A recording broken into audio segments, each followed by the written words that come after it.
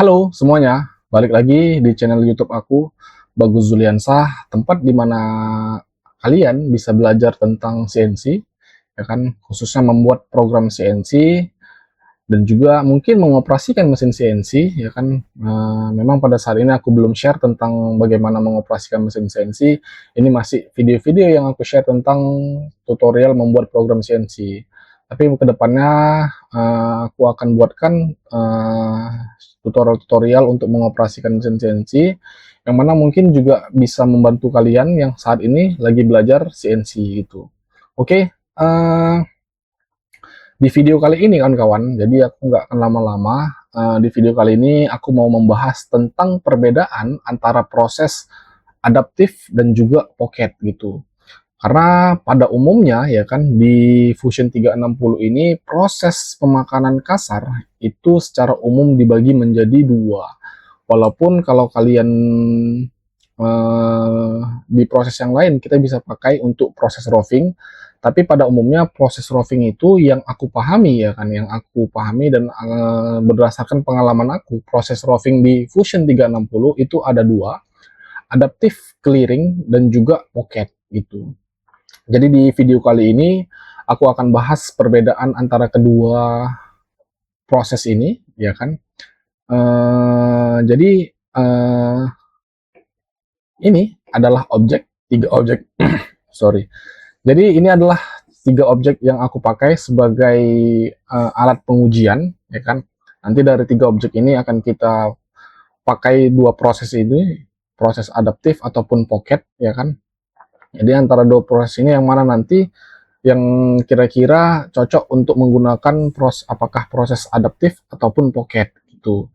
Terus selanjutnya di sini aku sudah siapkan semacam sebuah alat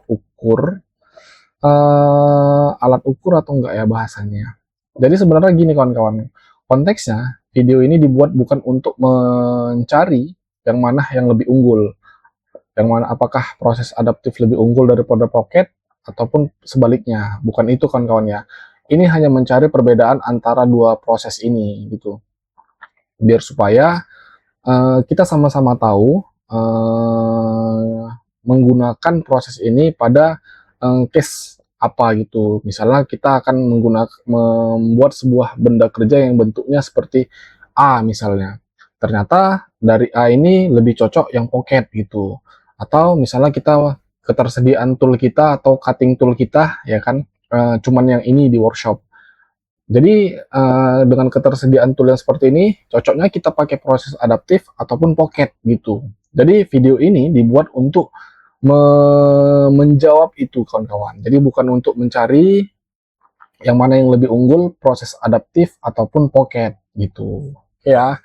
Jadi nanti ada kategorinya, ada jalur tool, step over, feed rate, step down, dan juga waktu.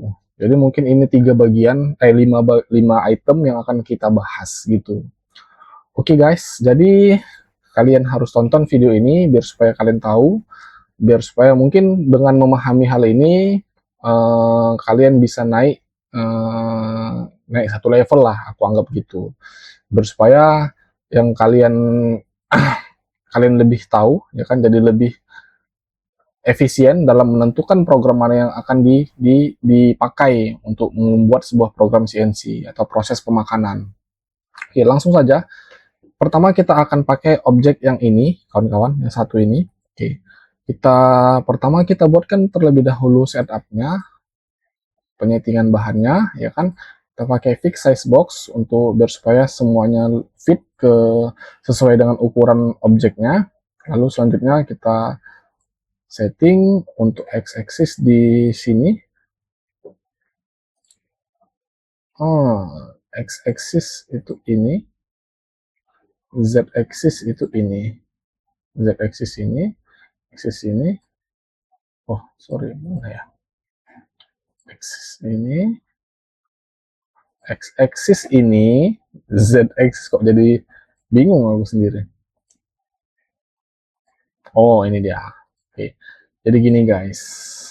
Oke, ini dia settingan bahannya. Jadi kita akan melakukan pemakanan pada bagian pocket yang ini kawan-kawan ya.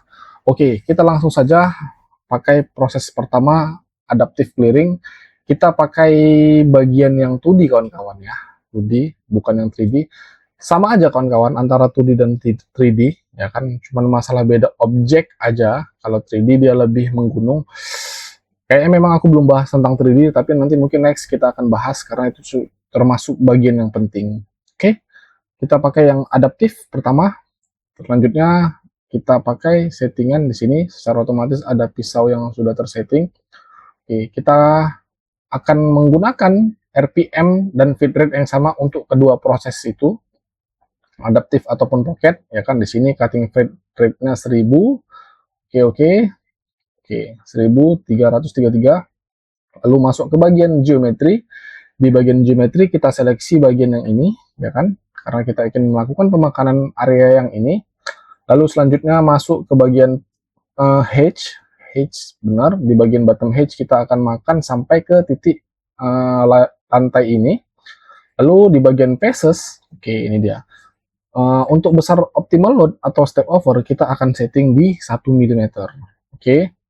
Lalu selanjutnya di bagian stock to lift kita akan setting untuk aksial kita akan buat 0, yang artinya nanti di bagian lantai kita akan nolkan, artinya nanti sisa bahan di bagian lantai akan hilang, akan habis, tapi kita akan sisakan di dinding. Ini dia 0,5.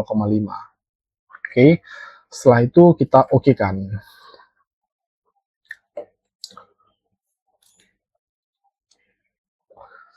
Ya, ini dia kawan-kawan toolpad atau proses pemakanan yang terjadi ketika kita pakai proses adaptif. Ini dia. Oke. Lalu selanjutnya kita akan pakai pocket untuk melihat perbedaannya. Oke, di sini kita samakan semuanya, kita nggak akan rubah. Ini settingan yang sama dengan si adaptif tadi, spindle 5000, feed rate-nya 1000, 1000, 1000, 333 semuanya. Oke, di bagian geometri sama, kita seleksi bagian yang ini. Begitupun yang ini, bottom hedge-nya sama, artinya kita sampai makan nanti di sini. Lalu selanjutnya di bagian yang spaces, di bagian step over atau yang sama dengan optimal load tadi untuk proses adaptif, kita akan setting di sini 1 mm. Oke. Lalu untuk axial stock to lift kita samakan aja buat 0, ya kan? Lalu kita klik OK. Ya, ini dia proses pocket, dan ini proses 2D adaptive clearing. Ini adaptif, ini pocket. Kawan-kawan bisa lihat perbedaannya. Memang nggak terlalu signifikan. Bisa kita lihat kalau di proses adaptif dimulai dengan sebuah gerakan helical ram, ya kan? Lalu ketika sampai ke lantai tujuan, dia melakukan pemakanan melebar secara konstan. Ini dia, sampai ke dinding ini. Begitu juga dengan proses yang pocket. Pertama itu melakukan gerakan helical ram sampai ke titik lantai ini, lalu melebar, ya kan? Ya, walaupun di sini kita bisa lihat gerakan helical ram-nya itu tidak center terhadap lingkaran pocket kita yang kita mau makan ini, tidak berada di tengah-tengah ini. Beda dengan si adaptif yang kita lihat berada di tengah, ya kan kawan-kawan. Dan juga di gerakan yang ini si pocket, ya kan, ketika dia masuk ke area bawah, dia melakukan pemakanan, startnya berada di titik tengah si pocket ini. Ini dia, bisa kita lihat kawan-kawan ya. Oke, hampir tidak terlalu kelihatan secara signifikan proses pemakanannya, ya kan kawan-kawan. Artinya sebenarnya tidak ada masalah apa-apa, ya kan. Jadi artinya kedua proses ini bisa kita lakukan untuk bentuk yang seperti ini. Tuh. Tapi mungkin bisa dilihat secara waktu pemakanan, ya kan, kita bisa lihat proses adaptif lebih lama, karena di sini ada 1 menit 14 detik untuk proses adaptif, dan juga di proses pocket cuman 1 menit 7 detik, cuman selisih 7 detik untuk kedua proses pemakanan ini. Oke, ini belum bisa kita simpulkan, berarti proses pocket lebih cepat, belum tentu kawan-kawan ya. Kita nggak bisa simpulkan hal ini gitu, karena kita masih menggunakan satu variabel dengan model objek yang seperti ini. Kita akan coba dengan model yang lain. Oke. Kita pakai objek kedua ini kawan-kawan. Oke, objek pertama kita sembunyikan, kita copy aja yang ini kawan-kawan, kita copy, lalu kita cuman pindahkan selection ya, model selectionnya ini, kita unselect yang pertama, lalu kita pilih yang kedua ini. Oke, kita setting di sini, kita fitkan aja sesuai ukuran objek kita di sini 40 40 10. Oke, lalu klik OK. Oke. Di sini sudah ada proses yang sebelumnya seperti ini. Jadi kita nggak perlu lagi setting-setting bagian ini ya kawan-kawan, bagian apa namanya, kayak fit and speed ya kan. Jadi kita cuma akan setting nanti di bagian yang geometri itu. Ini kita edit pertama kali di bagian adaptif. Ini nggak kita rubah. Terus pocket selection-nya yang mau kita pilih adalah di bagian ini. Oke, di bagian ini. Lalu selanjutnya, ya kan, ini nggak usah kita ganti. Ini juga sama, ya kan. Kita nggak ganti, lalu kita klik OK. Jadi kita cuma akan ganti di bagian yang apa namanya, geometri gitu. Oke. Lalu untuk selanjutnya kita akan pakai yang pocket. Geometri sama kita pilih ini. Lalu selanjutnya di sini kita akan pakai.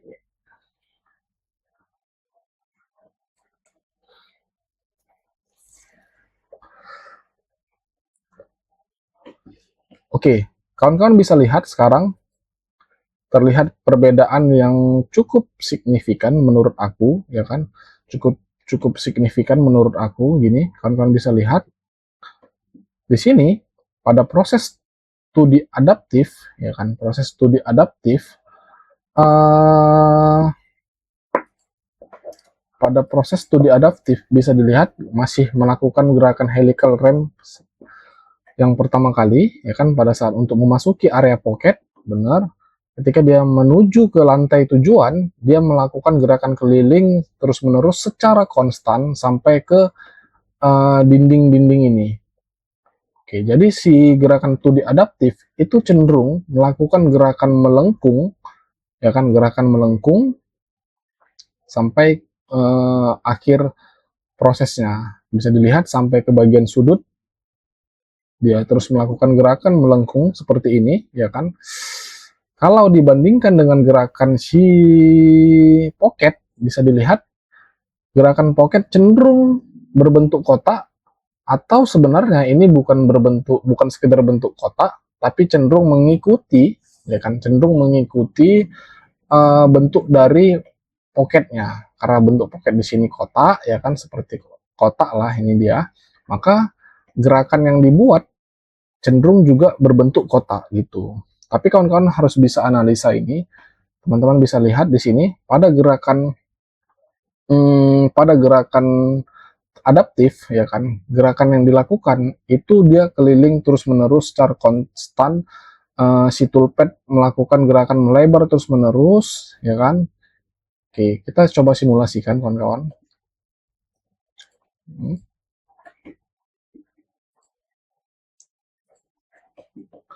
Kawan-kawan bisa lihat sekarang. Oke, ini masih gerakan helical ramp. Ini masih helical ramp-nya, ya kan, helical ramp. Oke, ini dia. Teman-teman sekarang sudah masuk ke gerakan pemakanan. Teman-teman bisa lihat dia terus-menerus melakukan pemakanan secara keliling dengan optimal load atau step over yang konstan seperti ini. Kawan-kawan bisa lihat, artinya tidak ada beban yang mengejutkan secara tiba-tiba terhadap si tool kita. Teman-teman bisa lihat, oke, dia akan konstan melakukan pemakanan. Teman-teman sekarang bisa lihat.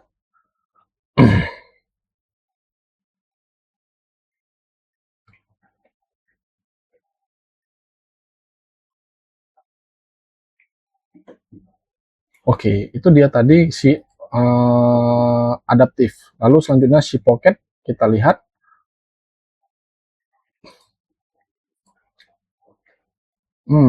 Tunggu ya, biar supaya kalian bisa lihat perbedaannya, kita letakin si pocket di bagian atas. Karena Setelah disimulasi, stoknya sudah habis pada proses studi adaptif karena dia di atas tadi. Ini kita reverse. Oke, ini masih gerakan helical. Itu dia kawan-kawan. Kawan-kawan bisa lihat coba. Oke, ini sekarang dia melakukan gerakan kotak. Oke, membentuk kotak. Oke, teman-teman bisa lihat sekarang ketika dia sampai ke area sini, dia melakukan pemakanan keluar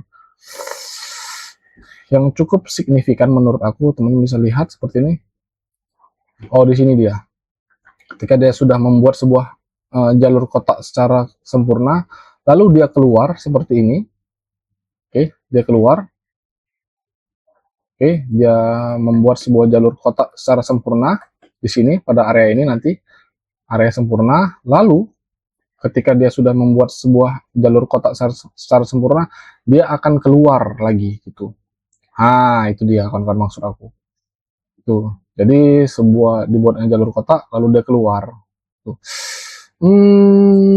Masih terbilang oke, masih terbilang aman untuk pemakanan yang bisa dibilang untuk misalnya kita asumsikan untuk pemakanan benda yang keras gitu. Oke, itu dia. Walaupun menurut aku cukup bakal terjadi beban yang mengejutkan si tool kita, ya kan. Tapi masih oke kalau misalnya step over yang dipakai masih 1 mm. Oke, itu dia ya. Artinya dari dua proses ini untuk objek kita yang ini, ya kan, bisa terlihat perbedaannya, yaitu pada proses jalur tool yang kita buat di sini. Teman-teman bisa lihat, artinya ini nanti kita simpulkan di akhir aja kawan-kawan, setelah kita buatkan simulasi untuk ketiga objek tadi ya kawan-kawan. Jadi kita belum tahu untuk objek yang ketiga gimana, jangan-jangan nanti objek yang ketiga si proses adaptif malah yang cenderung mengikuti bentuk objeknya gitu. Jadi nanti kita buat di akhir aja kesimpulan ini. Oke. Untuk objek yang kedua ini, si dalam segi jalur tool, proses pocket itu cenderung mengikuti pola dari pocketnya, ya kan, bentuk pocketnya. Sedangkan si adaptif itu cenderung melakukan gerakan melingkar, yang mana itu melakukan pemakanan secara helix yang secara konstan sampai akhir gerakan gitu dia. Oke. Oke, kita akan lanjut dulu sampai ke objek yang ketiga. Objek yang ketiga, oke ini dia. Ini objek yang ketiga, kita bisa lihat. Kita copy aja lagi kawan-kawan, duplicate. Kita unselection aja nanti, ini ya. Kita pakai ini. Sama, kita buatkan ukuran sesuai dengan ukuran model aja. Biar nggak terlalu... Oke.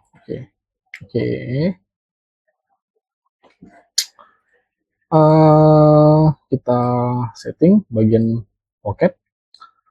Oke, bagian ini nggak kita ganti, kita ganti di bagian geometri ini kawan-kawan. Terus selanjutnya di bagian hedge nggak kita ganti. Oke, sama. Kita oke kan dulu. Oh, ini kawan-kawan. Ini, oke, kita lanjut dulu untuk mengecek proses yang si adaptif. Sekarang kita seleksi bagian geometri yang sama. Oke. Oh, coba misalnya kita buat di sini, kita matikan aja stock to lift-nya, kan kita nggak usah pakai stock to lift untuk proses untuk objek yang ini.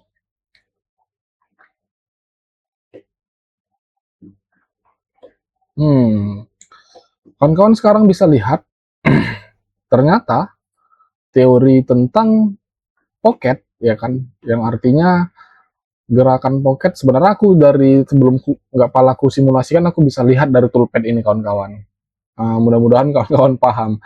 Bisa dilihat kawan-kawan dari gerakan toolpad ini, bisa dilihat bahwasanya memang si gerakan pocket itu cenderung mengikuti bentuk dari pocketnya dibandingkan si adaptif. Kan kalian bisa lihat kalau dia adaptif memang dia akan terus membuat gerakan melingkar. Ini dia yang biru ini kan kalian lihat, dia akan membuat gerakan melingkar, lalu selanjutnya dia naik di retract. Ini dia, ini kan lifting retractnya, dia naik retract. Habis itu setelah dia makan ke sini, dia naik lagi, balik lagi ke sini makan. Jadi makannya gini dia. Jadi semacam apa ya, bunga las itu, bukan bunga, iyalah pola las gitu dia. Jadi bisa terlihat seperti itu, ya kan? Jadi benar berarti secara kategori jalur tool, proses pemakanan pocket itu cenderung mengikuti pola dari objeknya, sedangkan si proses adaptif itu cenderung bergerak melengkung, ya kan, dengan sebuah step over yang konstan. Nah, teman-teman bisa lihat kalau kita bahas tentang step overnya, di sini malah si pocket melakukan pemakanan yang langsung full optimal load. Oke, ini aku simulasikan aja. Dia turun, lalu dia hajar habis. Teman-teman bisa lihat full optimal load seperti ini, ya kan? Full optimal load seperti ini, yang mana, ya kan? Kalau kalian pakai menggunakan material logam misalnya yang keras, terus dengan proses yang seperti ini, full optimal load lah bahasa aku, artinya besaran optimal load itu sebesar tool yang digunakan, maka ini sangat beresiko terhadap mesin kita ataupun terhadap tool kita akan beresiko untuk patah gitu. Nah, pasti patah lah kayak gini. Nah, teman-teman bisa lihat. Oke, itu dia.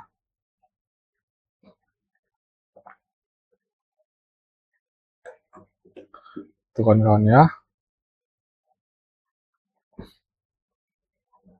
Walaupun kita udah setting tadi kawan-kawan, walaupun tadi kita udah setting di sini kawan-kawan, bisa lihat untuk bagian PSS-nya maksimum step over yang udah kita setting adalah 1 mm. Walaupun sudah ada kata maksimum, tapi dia tetap aja melakukan pemakanan full optimal load. Karena memang pada prinsipnya proses pocket ini melakukan pemakanan atau membentuk sebuah jalur toolpath yang membentuk sesuai dengan objek atau bentuk pocket yang kita seleksi, itu dia. Kalau dibandingkan sama si adaptif, ini aku naikin ke atas biar kita bisa lihat simulasi dengan menggunakan bahan. Oke, bisa di titik yang sama melakukan gerakan masuk. Ini dia, teman-teman bisa lihat sekarang dia akan makan sedikit demi sedikit dengan cara melingkar seperti ini.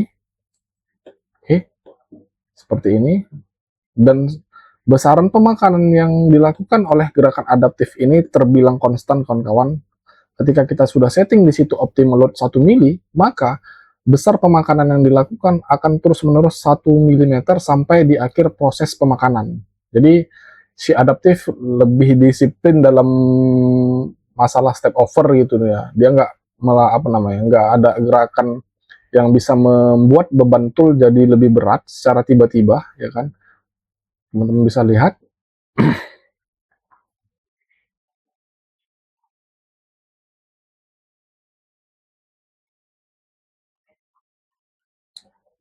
gerakan yang dipakai sangat konstan sampai di akhir proses pemakanan.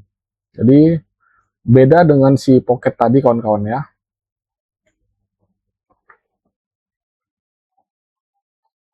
Oke, itu dia. Selesai, ini dia. Oke ya kawan-kawan ya. Mudah-mudahan kawan-kawan bisa lihat,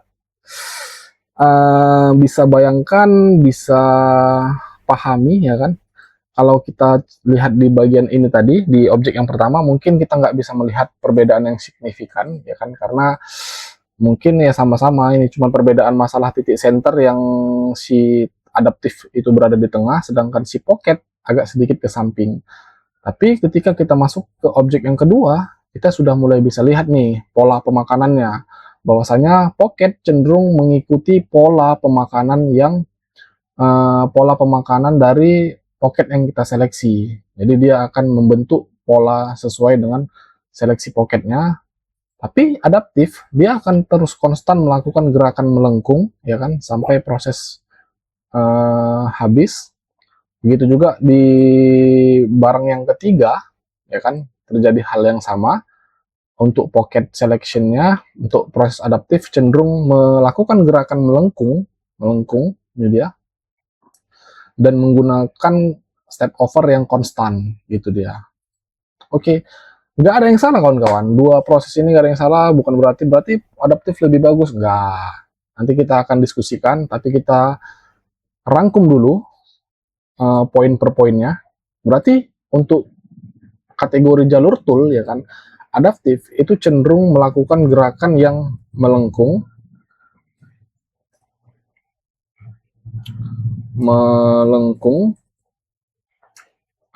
terus di bagian pocket cenderung bergerak sesuai area pocket. Nah, itu dia. Oke, ini dia untuk masalah jalur tool ya kawan-kawan, atau toolpad yang dibuat, atau iyalah jalur tool dan jalur pemakanannya. Ini dia. Oke, terus selanjutnya di bagian step over. Untuk di bagian step over, kita tadi sudah bisa lihat bahwasanya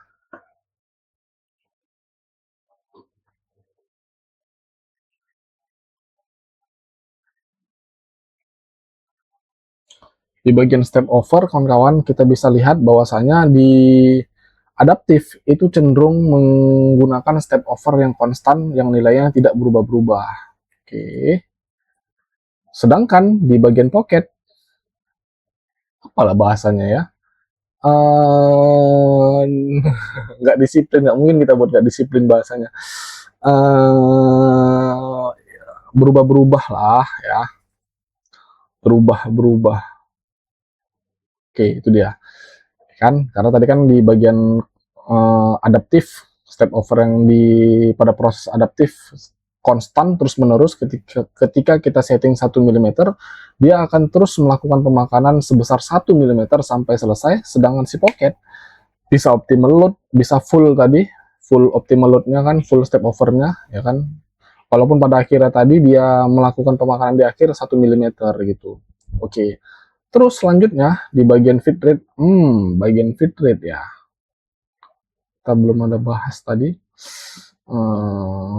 Sebenarnya kalau aku pribadi kayaknya kayaknya bagian feed rate nggak akan kita masukkan sebagai kategori kawan-kawan, karena itu nggak bisa diukur, karena ya feed rate ini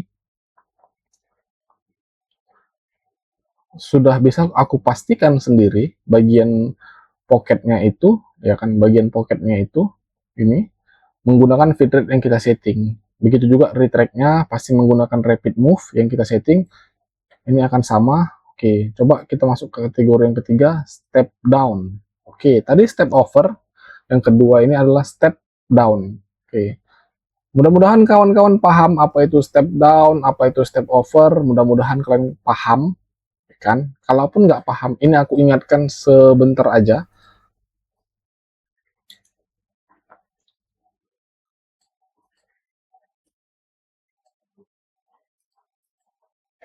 Oke.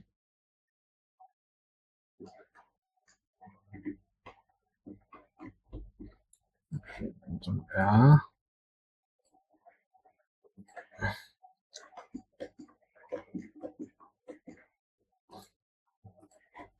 Oh, sorry.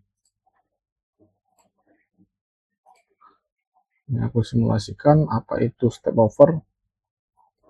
Oke. Guys, kalian bisa lihat di sini. Yang disebut dengan step down adalah besar pemakanan ke bawah, ya kan, secara horizontal ya kan.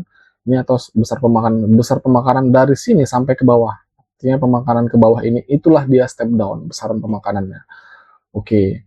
Lalu selanjutnya untuk bagian yang step over itu adalah besar pemakanan ke samping. Ini dia. Jadi besaran pemakanan di samping tadi itulah yang kita bahas tadi, full optimal load, ya kan, full optimal load atau step over, itulah dia. Kita lihat di bagian pocket ini cenderung melakukan pemakanan yang berubah-berubah, ya kan, nggak konstan, nggak sesuai dengan apa yang kita setting di settingannya 1 mm, malah dia ada melakukan pemakanan step over sebesar toolnya gitu. Jadi itu dia kawan-kawan, kalau kalian belum tahu apa itu step down dan juga step over. Oke. Untuk masalah step down, ya kan, tetap melakukan proses step down yang sama, ya kan, konstan. Ini dia, ya kan. Artinya cuman ada satu step, ya kan. Artinya di proses pocket, kalau ini lifting ya kawan-kawan, retract-nya dia. Untuk di proses adaptif dan juga pocket sama-sama melakukan step down hanya satu kali. Gitu juga pada bagian yang ini hanya satu kali, nggak ada step kan, step tingkatan, artinya sama.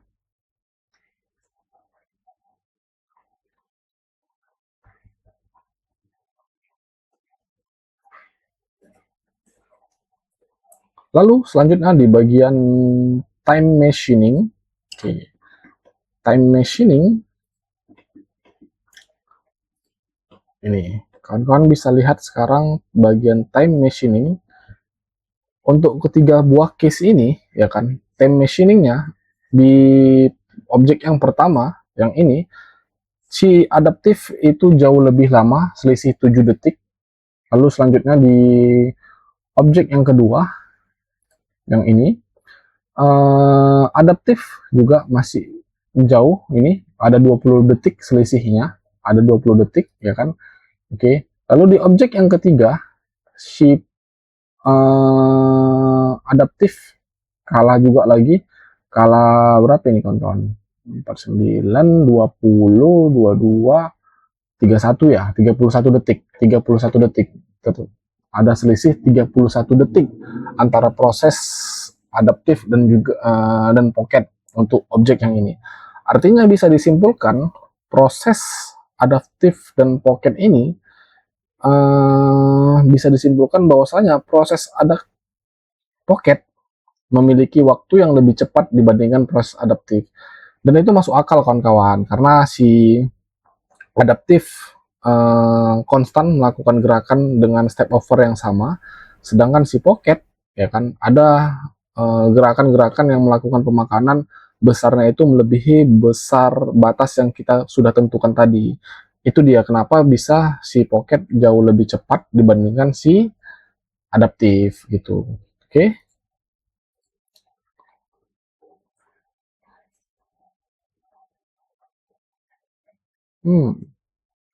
Lama, nggak apa-apa, kita buat aja cepat. Oke, itu dia kawan-kawan. Jadi eh, itu dia perbedaan kawan-kawan. Jadi untuk kawan-kawan bisa disimpulkan ya kan begini. Untuk kedua proses pemakanan kasar ini kawan-kawan, ini enggak untuk kalau kita pakai kategori apa namanya faktor material, sebenarnya kedua material ini kedua proses ini bisa kita pakai. Misalnya kita mau makan besi misalnya, karena kalian lihat tadi barusan bahwasanya si 2D Pocket cenderung nggak disiplin, dia melakukan pemakanan bisa sampai full optimal load atau di luar batas dari yang kita setting, berarti dia nggak bisa nih makan makanan yang keras, bisa bahaya nih. Itu bisa kalian akali kawan-kawannya, bisa kalian akali dengan cara kalian melakukan settingan multiple depth-nya gitu. Jadi multiple depth-nya yang kalian setting misalnya di sini jadi 0, misalnya berapa? Ini kedalamannya 5 mili ya. Oke, 5 mili. Sorry. Aku lupa objeknya berapa. 3 mili ya, 3 mili. Berarti kita bisa bagi dua, guys. Jangan ini bagi dua. Ini biar supaya apa? Biar supaya kalian bisa lihat tetap aja setelah kita bagi dua, step down-nya ini ya kan, step down-nya kita bagi menjadi dua, tetap aja secara time machining si Pocket juga lebih cepat. Itu dia. Jadi kalau kalian mau mengakali proses Pocket ini untuk dipakai di material yang keras, kalian bisa melakukan settingan di multiple depth-nya atau step down-nya kalian setting. Kalian bagilah seberapa sesuai dengan yang kemampuan mesin, kemampuan tool kalian gitu. Makanya biasanya untuk proses Pocket ini cocoknya menggunakan tipikal tool yang seperti ini kawan-kawan. Jadi ini tipikal tool yang cutting toolnya itu menggunakan insert seperti ini. Kawan-kawan bisa lihat seperti ini. Karena cutting tool yang menggunakan insert seperti ini biasanya memang digunakan untuk melakukan pemakanan yang step overnya itu besar. Kita bisa melakukan pemakanan dengan sebesar inilah diameter pemakanannya. Tapi step down-nya kecil. Ini dia, palingnya step down-nya sedikit aja, segini. Ya kan, step down-nya. Tapi kalau step over kita bisa hajar sampai full. Sedangkan kalau di adaptif, kalian bisa pakai yang namanya end mill seperti ini. Karena end mill memang disetting memiliki cutting tool ya kan atau flute. Nah, flute-nya itu panjang atau tinggi, ini dia. Jadi flute end mill kan mana ada flute end mill yang cuma 1 mili. Flute end mill bisa 10 mili tingginya, bisa 30, 50 gitu. Karena memang si end mill memang dirancang untuk melakukan pemakanan dengan step down yang tinggi seperti ini, tapi step overnya nggak besar gitu. Kalau kalian paksakan si end mill menggunakan proses Pocket, bisa sih, bisa. Cuman resikonya adalah ketika kalian menggunakan settingan tadi, misalnya kalian pakai step down-nya kecil, ya kan cuma 0,5, tapi kalian paksakan end mill kalian memakan dengan step over yang besar, step overnya besar, step down-nya kecil. Bisa sangat bisa, tapi resikonya adalah nanti yang akan terjadi terhadap end mill kalian adalah tumpulnya hanya di bagian ujung aja. Itu dia. Kalau kalian keseringan pakainya, maka nanti jatuhnya end mill kalian malah bentuknya jadi ball nose. Ini jadi semacam melengkung dia. Karena kalian terbiasa menggunakan end mill ini untuk melakukan pemakanan yang kecil, step down yang kecil, tapi step overnya besar. Makanya mending daripada pakai end mill dengan proses seperti itu, mending dipakai full kan aja, bukan full kan juga, dilakukan aja settingan step down-nya besar, ya kan, besar, tapi step overnya dibuat kecil aja gitu. Misalnya 20% dari besaran toolnya, berarti kalau kita pakai end mill 10 misalnya, berarti besar step overnya itu 2 mili misalnya gitu. 20 mili, 10 mili gitu, tergantung kemampuan mesin kalian juga itu. Oke, kawan-kawan. Jadi itu dia kawan-kawan perbedaan antara kedua. Jadi untuk step down kita sudah tambahkan tadi penggunaan tool ya kan kawan-kawan. Kalian bisa pakai tool dengan metode Pocket yang tipikal yang seperti ini ataupun adaptif yang seperti ini. Oke. Itu dia kawan-kawan. Untuk masalah waktu tadi kita sudah buktikan ya kan antara proses adaptif dan Pocket. Si adaptif ternyata lebih lama karena dia menggunakan pemakanan yang konstan, sedangkan Pocket jauh lebih cepat karena dia ya udah ngikutin pola si Pocketnya aja, nggak peduli dia sama step overnya, suka hati dia aja gitu, ya kan. Oke, kira-kira itu kawan-kawan pembahasan kita di video kali ini. Jadi balik ke kalian bagaimana menggunakan proses adaptif dan Pocket. Ini merupakan salah satu dilema aku juga sebenarnya, proses adaptif dan Pocket ini. Saat pertama kali belajar CNC ini, sebenarnya aku pakai yang mana ya untuk mengerjakan barang-barang yang aku kerjakan. Kalau dulu, pada saat aku masih mengerjakan barang-barang dengan material yang keras, seperti stainless steel, gitu-gitu kan, aluminium lah pada umumnya, itu cenderung menggunakan proses adaptif gitu. Karena dia menggunakan step over yang kecil, tapi step down-nya besar gitu. Tapi sekarang, ya kan, Dulu juga pernah sempat menggunakan material stainless steel misalnya. Aku menggunakan typical insert yang seperti ini, ya kan, seperti ini. Terus, tapi aku setting untuk step overnya, ya kan, untuk step overnya itu step overnya dibuat besar, tapi step downnya dibuat kecil gitu.